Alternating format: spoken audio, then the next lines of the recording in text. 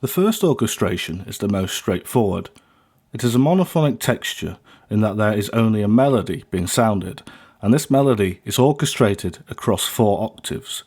Moreover, while orchestrated across these 4 octaves, only selected instruments are chosen to perform. The use of only some instruments as opposed to all the instruments of the orchestra being used is known as a partial-tutti. If all instruments were playing together, this would be a full-tutti. What then, out of curiosity, might a full-tutti sound like in contrast to a partial-tutti?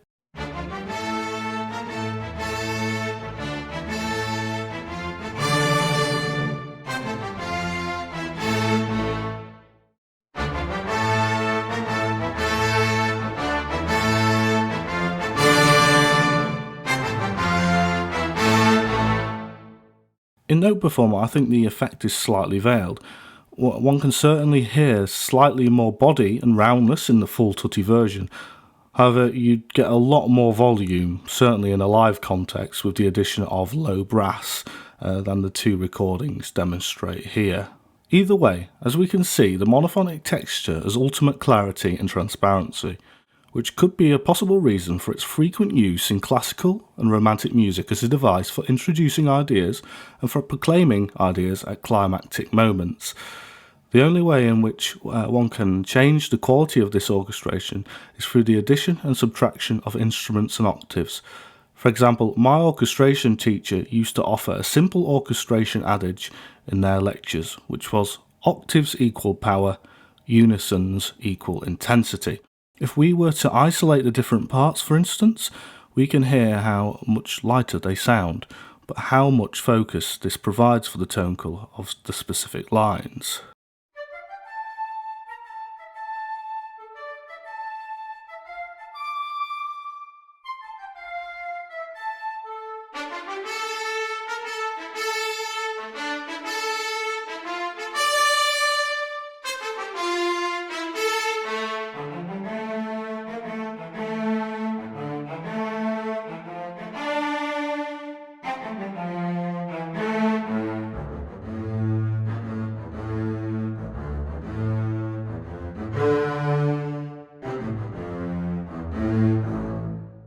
As we can hear, the tone colours vary from line to line when on their own.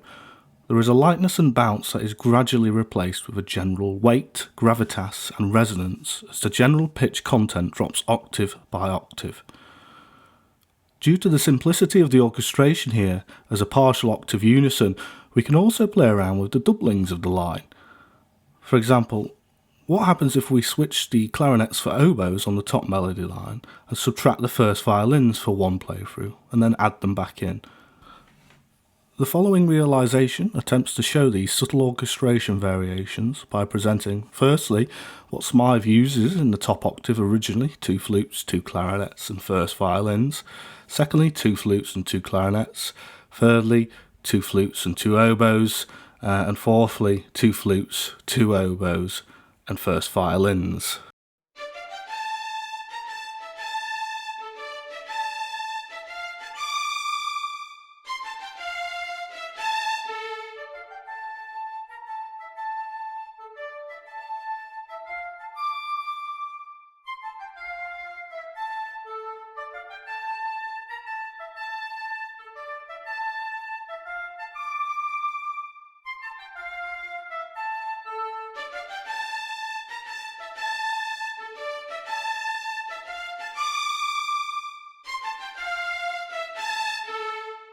The shift in tone quality between the use of 2 clarinets and 2 oboes is quite striking in my opinion. However, that being said, it works quite well on the oboe too, for the most part, occupying a good register for that instrument. Therefore, one must assume that tone colour was Smyth's choice here. In its clarino register, which is in here, the clarinet adds focus and intensity to the flutes without altering the sound too much. The sound, in my opinion, is still pretty fluty. The oboe, on the other hand, is quite different in construction and resulting timbre to both the flute and clarinet. If we take the clarinets out of this section, for instance, and leave the 2 flutes doubling the first violins, we can see that the woodwind sound is greatly reduced against what could be a string section of potentially 12 to 16 violinists.